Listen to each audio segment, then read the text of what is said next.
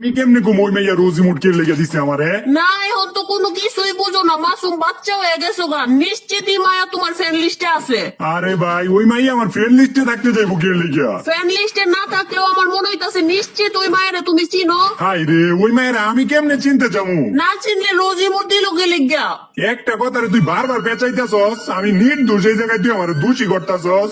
আর ওই একটা কথা পাইলে আমার বাপে তো আমারে সহ ঘরে যা যা আছে সব দিয়া গেছে, কিছুই তো আপনার না, আবার বড় বড় কথা কয়।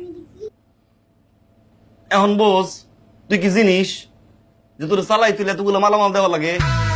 5 বছর পর আমাদের বাচ্চা হয়েছে, তুমি কি খুশি হও নাই? কেমনে খুশি হব? 5 বছর পরে একটা বাচ্চা হয়েছে, তাও আবার এইটুকখানি। আরে বোকা, বাচ্চা তো ওইটুকখানি হয়। 5 বছর পরে বাচ্চা হয়েছে, অন্তত 2 বছরের সাইজ তো হবে।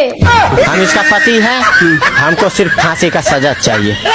তোর বয়স 20 বছর, বিয়ে করলে 80 বছরের একটা বুড়ো রে। হ্যাঁ করছি তো, কি হইছে?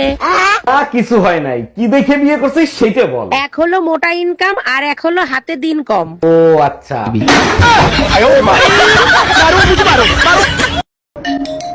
হ্যালো, ওয়াইফাই কাস্টমার কেয়ার থেকে বলছি, বলুন আপনার কি সেবা করতে পারি? আপনাদের ওয়াইফাই লাইন 3 দিন থেকে স্লো হয়ে আছে, ঠিক করে দেন তাড়াতাড়ি। ম্যাডাম আপনার রাউটারটা অফ করে অন করেন, দেখবেন ঠিক হয়ে গেছে। রাউটার আমি পাবো কোথায়? আমি তো পাশের বাড়ির ওয়াইফাই লাইন চুরি করে ব্যবহার করি। তোরা যদি ঝগড়া করে মইরেও যাস, জীবনে কোনোদিন ছাড়াতে যাব না। গেলা ঝগড়া থামাইতে আর নিজেই ঝগড়া করে আসলা। আচ্ছা তুমি বলো, ভাবিরে বুকে নিয়ে সান্ত্বনা দেয়াটা কি কোনো অন্যায়? মোটেও অন্যায় না, কিন্তু আজকে তোরে সান্ত্বনা দেবে কেডা?